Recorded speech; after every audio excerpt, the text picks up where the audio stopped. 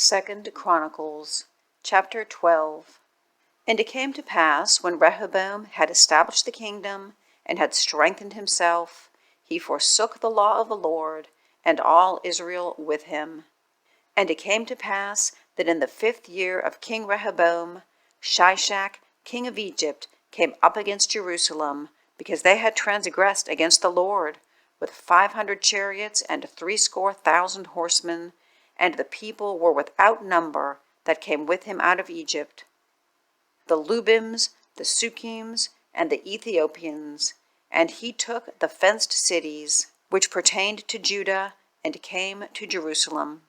Then came Shemaiah the prophet to Rehoboam, and to the princes of Judah, that were gathered together to Jerusalem because of Shishak, and said unto them, Thus saith the Lord, Ye have forsaken me, and therefore have I also left you in the hand of Shishak.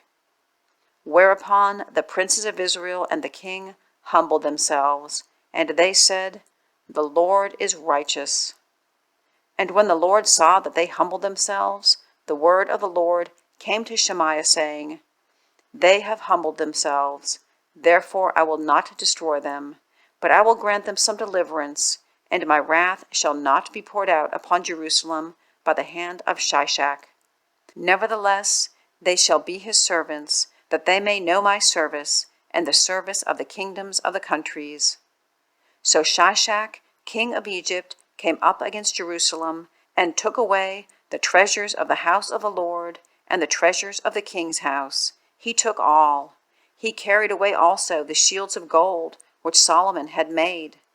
Instead of which King Rehoboam made shields of brass, and committed them to the hands of the chief of the guard, that kept the entrance of the king's house.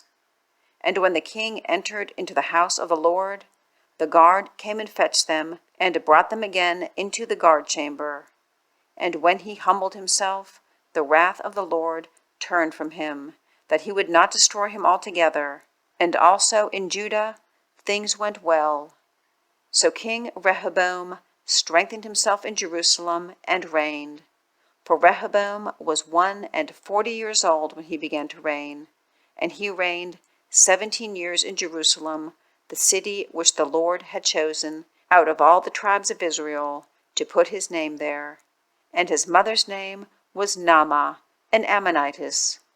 And he did evil, because he prepared not his heart to seek the Lord. Now the acts of Rehoboam, first and last, are they not written in the book of Shemaiah the prophet, and of Iddo the seer concerning genealogies? And there were wars between Rehoboam and Jeroboam continually. And Rehoboam slept with his fathers, and was buried in the city of David. And Abijah, his son, reigned in his stead.